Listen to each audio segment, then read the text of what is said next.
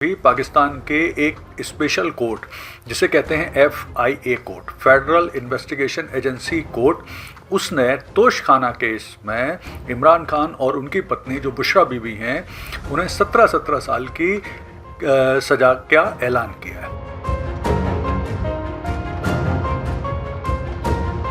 इमरान खान के ऊपर आरोप हैं कि उन्होंने बहुत सारे देशों के जो गिफ्ट हैं उन्हें तय कीमत से कम कीमत पे ख़रीदा और उसे ओपन मार्केट में बेचकर बहुत लाभ कमाया।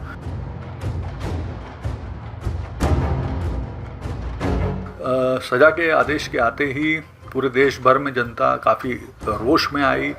विशेष तौर पे जो PTI के कार्यकर्ता हैं, समर्थक हैं, वो काफ़ी रोष में आ गए और उन्होंने स्पष्ट तौर पे इसे पक्षपातपूर्ण कार्रवाई बताया। नमस्कार दोस्तों, आज बात करेंगे एक इम्पॉर्टेंट डेवलपमेंट पर, और वो डेवलपमेंट ये है कि पाकिस्तान के पूर्व प्रधानमंत्री इमरान खान को तोशखाना केस में 17 साल की सज़ा सुनाई गई और ये सज़ा उन्हें और उनकी जो पत्नी है बुशरा बीबी, उन्हें भी 17 साल की सज़ा सुनाई गई। तो आइए इस पूरे घटनाक्रम का विश्लेषण करते हैं और समझने की कोशिश करते हैं कि आखिर अब ये क्या केस था और अब इसका क्या परिणाम हो सकता है। तो देखिए, 2 दिन पूर्व ही पाकिस्तान के एक स्पेशल कोर्ट जिसे कहते हैं FIA court, federal investigation agency court, उसने तोशखाना केस में इमरान खान और उनकी पत्नी जो बुशरा बीबी हैं उन्हें 17 साल की सज़ा का ऐलान किया है। और साथ में उन्होंने ये भी कहा है कि उन्होंने इमरान खान की जो एज है उसे देखते हुए और बुशरा बीबी के महिला होने के चलते ये उन्हें एक हल्की सज़ा सुनाई, अदरवाइज़ वो उनको काफ़ी कठोर सज़ा देने वाले थे। तो देखिए, पहले तो हम समझ लेते हैं कि आखिर ये तोशखाना केस है क्या। तो इमरान खान के खिलाफ ये तोशखाना केस काफ़ी चर्चित रहा था। तोशखाना केस ये है कि जो पाकिस्तान के VIP होते हैं, यानी प्रधानमंत्री, राष्ट्रपति और महत्वपूर्ण लोग, जब वो विदेश जाते हैं तो वहाँ पर उनको जो विदेशी सरकारें या अन्य महत्वपूर्ण व्यक्ति गिफ्ट देते हैं, उस गिफ्ट को लाकर उन्हें देश में एक तोशखाना यानी जो कोषालय होता है, ट्रेजरी होती है, उसमें जमा कराना पड़ता है। और अगर वो उस गिफ्ट को लेना चाहते हैं तो जो उसकी एक तय कीमत होती है उसे देकर वो उसे ले सकते हैं। इमरान खान के ऊपर आरोप हैं कि उन्होंने बहुत सारे देशों के जो गिफ्ट हैं उन्हें तय कीमत से कम कीमत पर ख़रीदा और उसे ओपन मार्केट में बेचकर बहुत लाभ कमाया। विशेष तौर पर उनके ऊपर आरोप है कि उनको जो सऊदी अरब के प्रिंस सलमान हैं उनके द्वारा दी गई महंगी घड़ियाँ और ज्वेलरी जो उनकी पत्नी को दी गई थी उसे बहुत कम कीमत बताकर ख़रीद लिया और उसे फिर ओपन मार्केट में बेच के बहुत लाभ कमाया, और ये बात अब उन पर साबित हो गई, ऐसा FIA कोर्ट ने कहा। FIA कोर्ट ने इनके ऊपर 17 साल की जो सज़ा लगाई है उसमें 10 साल की सज़ा क्रिमिनल ब्रीच ऑफ ट्रस्ट के लिए है, 7 साल की सज़ा भ्रष्टाचार के लिए है और साथ में 1 करोड़ 60 लाख रुपए का जुर्माना भी लगाया है, और जुर्माना न देने पर 6 माह की अतिरिक्त सज़ा देने का भी प्रावधान किया गया है। तो देखिए, अब थोड़ा सा समझ लेते हैं कि क्या अब इसका परिणाम होगा। तो प्रमुख रूप से अब इमरान खान इसके खिलाफ अपील कर सकते हैं और निश्चित तौर पर वो करेंगे ही। और इमरान खान की अगर हम थोड़ा सा स्थिति देखें तो देखिए, इमरान खान इन दिनों पाकिस्तान में बहुत ज़्यादा लोकप्रिय हैं, सबसे ज़्यादा लोकप्रिय नेता हैं, लगातार उनकी लोकप्रियता बढ़ रही है और यही सबसे बड़ी परेशानी है पाक सरकार और सेना और जनरल आसिम मुनीर की, कि पाकिस्तान की इमरान खान की लोकप्रियता पाकिस्तान में लगातार बढ़ रही है। वैसे भी पाकिस्तान में वो काफ़ी लोकप्रिय हैं। 1992 में जो वर्ल्ड कप जीता था पाकिस्तान ने क्रिकेट का, उसके विजेता कैप्टन हैं, जिद्दी हैं। उन्होंने पाकिस्तान तहरीक इंसाफ नाम की पार्टी बनाई है। उनकी जो पार्टी है फ़िलहाल वो पाकिस्तान की जो रावलपिंडी में स्थित अडयाला जेल में 2023 से बंद हैं।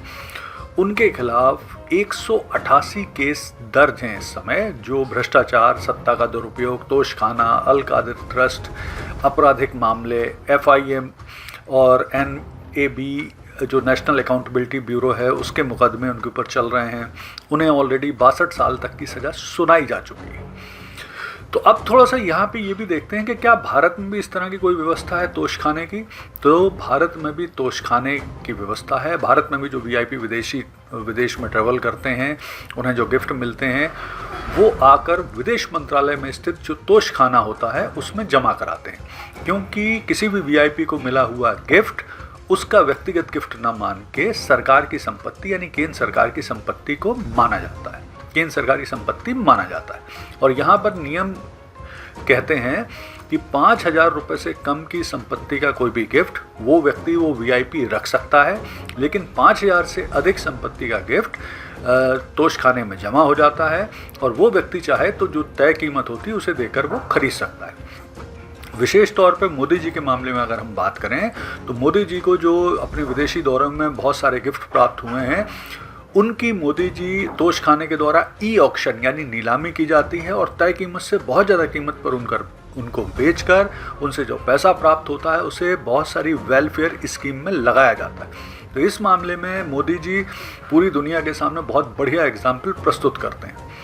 अब हम देखते हैं कि पाकिस्तान में इमरान खान की इस सज़ा का क्या प्रतिक्रिया है, क्या परिणाम हो सकता है। तो देखिए, इस सज़ा के आदेश के आते ही पूरे देश भर में जनता काफ़ी रोष में आई। विशेष तौर पे जो पीटीआई के कार्यकर्ता हैं, समर्थक हैं, वो काफ़ी रोष में आ गए और उन्होंने स्पष्ट तौर पे इसे पक्षपातपूर्ण कार्रवाई बताया। फिर पीटीआई के कार्यकर्ताओं ने पूरे देश में आंदोलन की धमकी दी, सड़क रोकने, धरना प्रदर्शन करने की धमकी दी।